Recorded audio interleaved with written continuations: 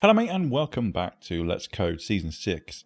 In the last episode you remember we created our player class and our map and game classes, and we populated some of the fields within our player class, and then we used that to create a situation where as soon as we create the player we will call for the player to enter their own name, and if we don't get a name from the player then it just gives them a default name. In this episode, we're going to start off by doing a little bit of housekeeping. Our player class has got a lot of fields, and it has two methods, set name and take damage. But what we want to do is we want to add some getters and setters to a lot of the properties.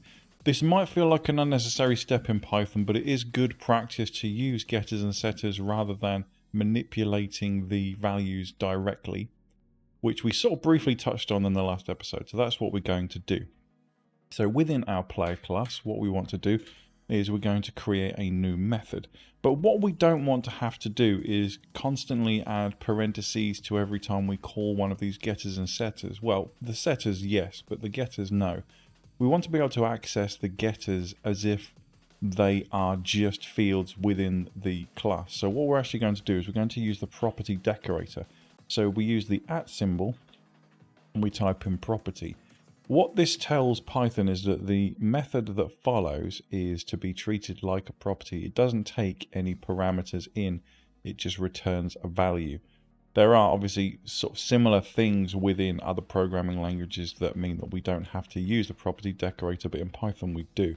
So the first thing we're going to do is we're going to create a getName method like so, and then we do have to put in self in the brackets there.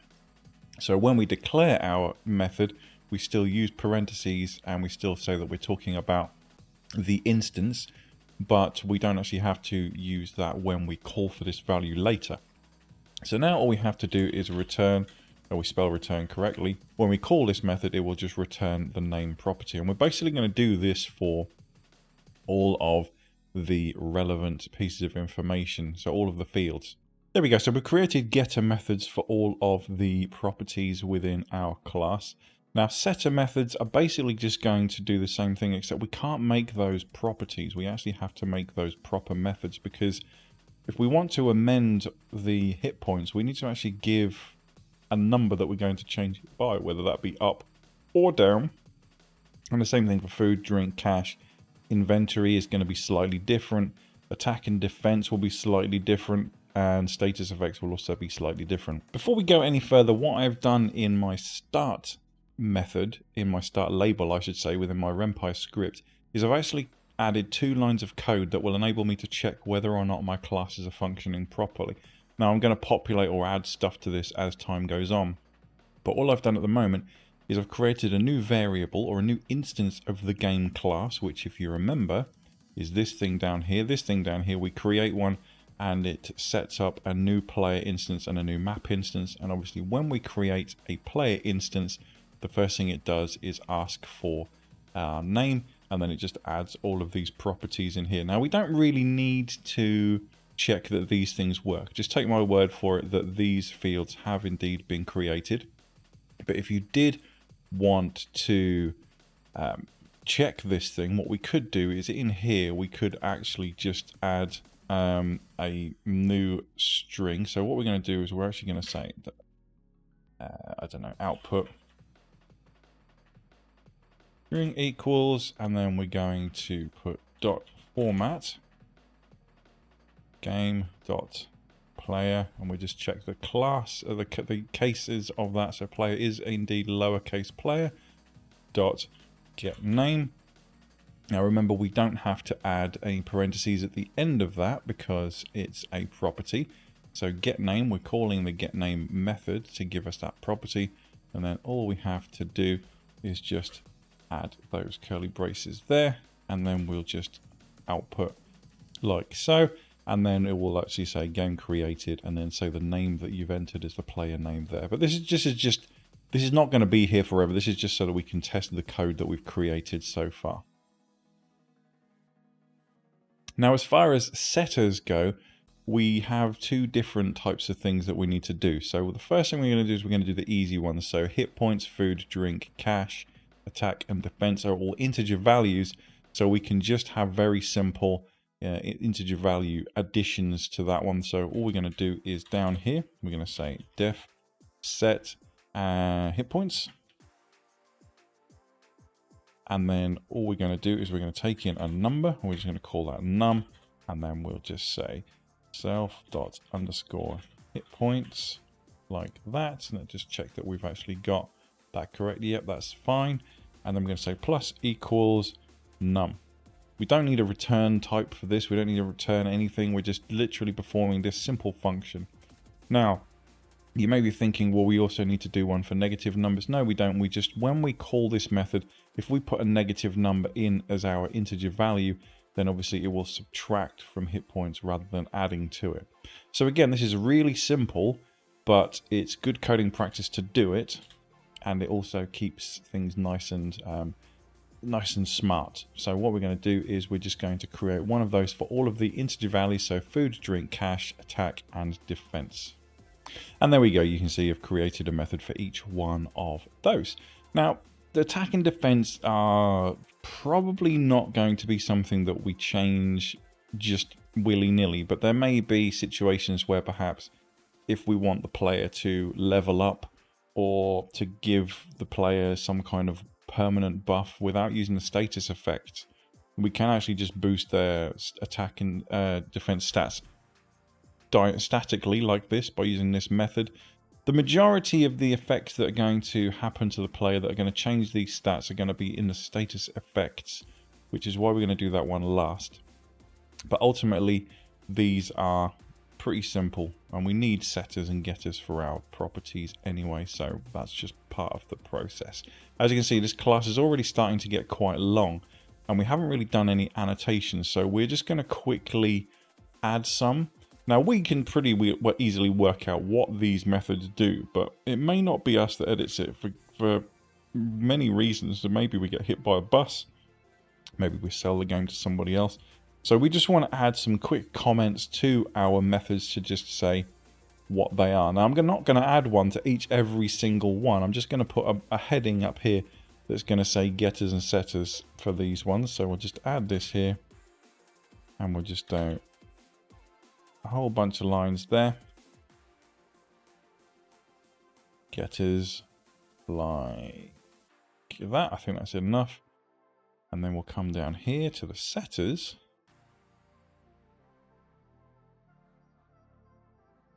And we'll just do the same thing again. Like that. So now we know that what these methods do. These properties are just getters and these are just setters, but we need to add setters for status effects in our inventories. We'll do that in a sec. We just want to check that take damage num. This is a method all on its own, and this will just be give player some damage and subtract from their hit points. Nice and easy, okay? So we're keeping this nice and organized. As part of our housekeeping operation, I think it's also now important to separate things into their own separate files. As you can see, this class is already getting quite large. So I've already done one for our game class. So as you can see, because I know that my game class has to be initiated after the map and after the player, what I've done is I've created a new block called init3 Python, which means it's going to happen 2 after this one. And then I've just copied and pasted my game class into this file because I know that my game class is going to become large and cumbersome at some point as well. And I'm actually going to create a new file here. I'm going to call it map class.rpy. And then I'm going to start this one with an init2 Python. And then I'm just going to grab my map class, which is currently empty, but it won't be forever. I'm going to cut that out of there.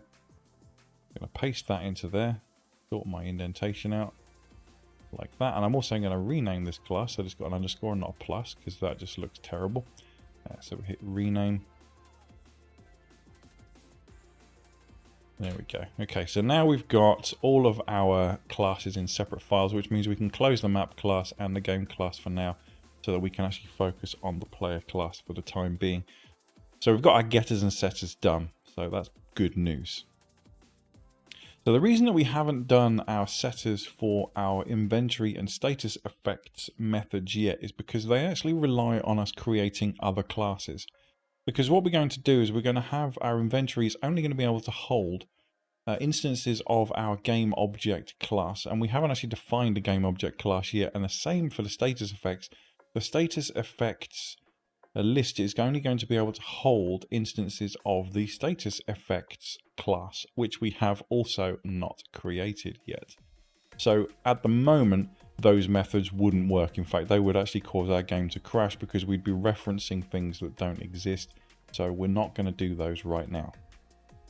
What we're actually going to do is work on the game object class. We're going to put that into our game so that we can then actually use it within our inventory list. So we need to create a new file. We're going to just come up here and do that, create a new file, and we'll just call this game_object.rpy. Now, you may have already spotted the deliberate mistake. Because currently our player class is in init1 Python, but it is going to reference the game object class and the status effects classes. We are going to have to put those earlier in the order than in this class, basically. So we've got one there. So how are we going to do it? We're going to actually have to go into negative numbers. So we actually now need to go to init0 Python, because 0 is obviously before 1. And then we need to create a new class, and we're going to call this class game_object. Now we need to change that to a capital G and a capital O. And we could actually just call it game object like that. That would be fine. Like so.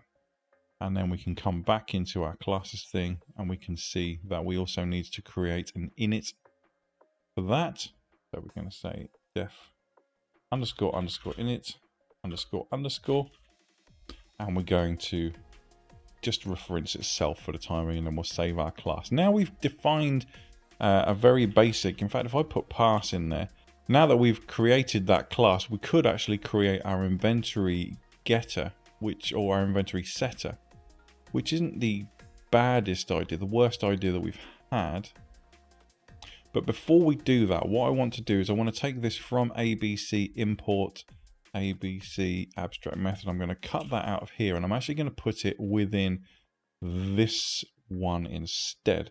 Make sure I save it. I'm also going to rename this file called classes, because it's obviously not called class. It's not just a generic classes file anymore. So I'm just going to call this player class.rpy, and then that better represents what's actually contained within the file there, like that, and that keeps it nice and neat and organized. Now, our game object is going to be an abstract method, because we're going to have multiple different types of game object in the game. Each one's going to have its own separate effects. We're going to have pieces of armor, which are going to give a different status effect to weapons. We're going to have food and drink, because those are going to be very important as well. So we need to use an abstract method, an abstract class here. And now, if you may recall from the previous video that I talked about what abstract classes and abstract methods actually are, they're basically templates that we can use to create a generic set of methods and properties that will be contained within every single thing that's using the template, but doesn't necessarily have to be identical. So for example, what we need to do, let's just make this simple, let's just do it, and then hopefully it'll make sense. Okay, so the game class object is actually going to be ABC. It's going to inherit from ABC, which basically is our way of saying that the game object class is an abstract class. Okay. Now, what we also need to do is we need to add some abstract methods. Now, every single instance of the game object group, shall we say, that inherits from this object is going to have its own init. So we don't really need to make that an abstract method, but we do need to say abstract method like this. We use a decorator abstract method to say that the method that follows is going to be abstract. In other words, what we're saying is that every single class that inherits from our template class, i.e. from the game object class, must have its own version of this method. So we're going to say define, and then we're going to say use. Now, do I want to call it use or do I want to call it something else? I think I might be more sensible to use a capital U there for USE, and then like that. And the default is just going to be to print using object like that. So this is if we don't use create its own method, it's just going to do this. But basically what's going to happen when we actually use the objects in the game, they will obviously have their own code in this method. So for example, if we use a health potion, it's going to have a different effect than if we were to use a potion of invisibility or something like that. So every class has to have its own use method. And the same thing with pickups, because we want different things to happen when each one of the objects is picked up. For example, if you pick up I don't know, let's say a piece of food, we don't want the player to be walking around with food in their inventory because they only have 4 inventory slots. We want those objects to be things like weapons, armor, you know, potions and things like that. So we want basically as soon as the player walks over a piece of food, they're going to add to their food. If they walk over a drink, they'll add to their drink. If they walk over a banquet, then they get like full. So again, every single one of our game objects needs to have its own pickup method. So we're going to have to do another abstract method, define pickup self, and then we'll just say picking up object like that. Okay, so what we've said is this is a template for our game object, and everything that inherits from this must have a use and a pickup method. They also have to have a number of other things like name,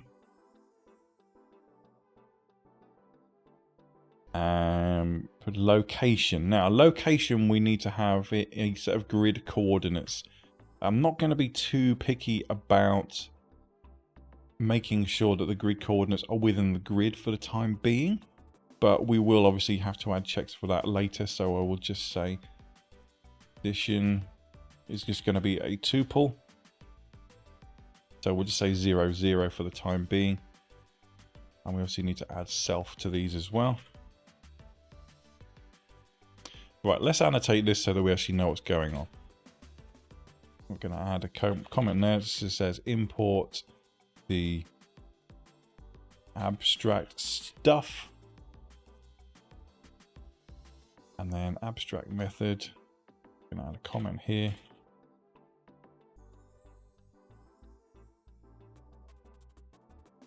This is the abstract method used for when the player uses an object in the inventory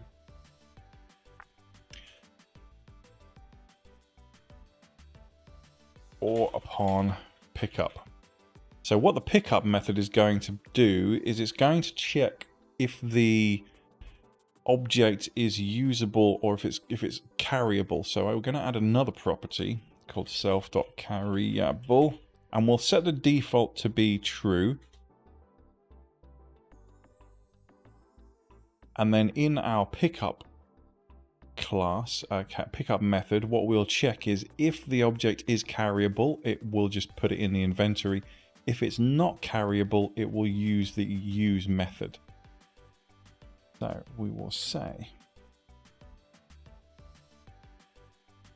this abstract method checks if carry this item, and if so, put it in inventory. Otherwise, call its use method. So after thinking about it, we actually don't need to make the abstract method for pickup, because what pickup is going to do is it's going to be the same for every single object that we walk over. If you walk over an object, we will call the pickup method. And what the pickup method will do is it will check if self.carryable is true, then it will add it to the inventory of the player. And if it's not, it will use, it will call the abstract method use. So we can actually just carry out that check now. So we can say if self carryable. Now, what you might have spotted is I was about to make a programming faux pas there, and I was about to start accessing this variable directly. It wouldn't be the end of the world if I did it, but let's do this properly. So we're going to just add a getters method, a getters section here. And then in this, we're just going to say property. So this is going to be our decorator for our property. And we're going to get carryable self like that. Return self dot underscore carryable like that. There we go. So now we can just double check if we get the spelling right. Just copy that and paste that, and you'll notice that I haven't got underscores here, so that's another good thing that I need to change to make sure that we're using the proper code conventions. There we go. So now we've got a getter. We can use that instead. If self dot get carryable, then do something. So if it's carryable, then we'll add it to the player's inventory.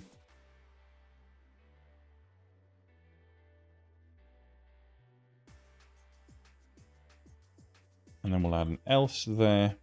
Or in fact, we don't need to do that. We could just have a return statement there. So we don't need an else case thing. We can just say, what we'll do is if the object is carryable, we'll add it to the player's inventory, and then we'll just quit out of this method by using the return statement. If it's not carryable, then we will just use that simple. Like that. There we go. We'll call the method self.use. Now, this one is just a kind of food for thought later on. What we need to do is we need to keep coupling to a minimum. What I mean by coupling is what I described in the previous video, is that if we have two classes, we want them to not really know how the other class works. We just want them to be able to see the interface to that class. So for example, our game class, if we come to our game class here, it says self.player equals player, self.gameMap equals map. It doesn't care about any of the nonsense that happens within the player class. All it wants to know is I have an instance of the player class. So it doesn't need to know about the implementation, all of this stuff in here. And we need really to keep that to a minimum, because the more coupling that you get in your game, the harder it is to make upgrades and changes, because you have to upgrade multiple things. So if I was to upgrade the player class at the moment, it wouldn't affect the game class at all, because the game class doesn't need to know or doesn't care about anything within the player class. All it cares about is that it has an instance of the player class. Now in our game object class, what we have is a situation where when we use our object or we pick it up, we need to access the player class so that we can add an item or use an item. Realistically, we want to pass this object to the player with a command to use or to add to the inventory. We don't want any more coupling than that. So that's what we're going to do. So the finished version of this class will look something like this. What you can see is that we've actually taken in a reference to the player game object or the player class in our parameters. And what this means is that we can do a minimum amount of coupling to actually achieve what we need to achieve. And what we're saying is if self.getCarryable, then we're going to call this class, this object, this thing that we've referenced in here, and we are going to say add to inventory, and then we're going to pass the instance of the game object class as a parameter. What the hell does that mean? I hear you cry. Well, I'm glad you asked. Okay. So when we create an instance of this game object class or one of its subclasses, because remember, this is actually an abstract class, what we have is we need to be able a way to say to that object, I need you to pass yourself to the player to add to its inventory, or I need you to pass yourself to the player to use on itself. And this is how we do that. We say player adds to inventory, and then we're going to add this instance of this class to the inventory like that. Otherwise, we're going to call the use method, and the use method will basically receive, in most cases, it will also receive the player as a parameter within its parentheses, and we'll do something similar to this, except for it will have a bunch of other stuff going on. But this is as simple as it needs to be for now.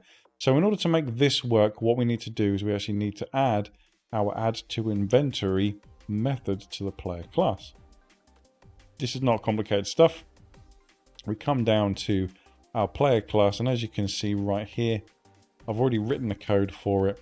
We're saying if it is not an instance of the game object class. Now this is where having this as an abstract class is useful, because otherwise we would have to have a whole bunch of if statements to say if it's not a potion, and if it's not a food item, and if it's not a sword, and if it's not a shield, then do this. But what we can actually say is if it is not either a instance of the game object class, which is in this folder, sorry, if it's not an instance of this or one of its subclasses, then we will print out a statement saying try to add a non-game object to the inventory and then quit out of the method.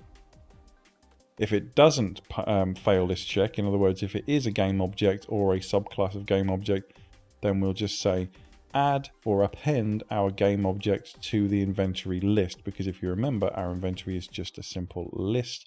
We're using the getter method to get it, or to get a reference of it, and we're just appending it like that. So that's basically nice and simple. There's nothing really else we need to do to this for the time being. Now, eventually we will add a check to this to say if there are more than 4 objects, or if there are already 4 objects in the inventory, we need to ask the player which item they want to ditch in order to pick up the object, or if they want to just leave it on the ground. But for the time being, the functionality we need is already there. So we now have a game object class which has very basic functionality. In the next video, what we're going to do is we're actually going to use this abstract class to create different types of objects that we can then add to the player's inventory, and then we can also use them. And we're also going to add some more stuff to the start function or the start label, so that we can actually check to see whether those things actually work or not. So thanks very much for watching this, guys. Hopefully that wasn't too confusing. Let me know what you think in the comments below, and I will see you in the next one. But until then, you take damn good care of yourselves, all right? Bye-bye.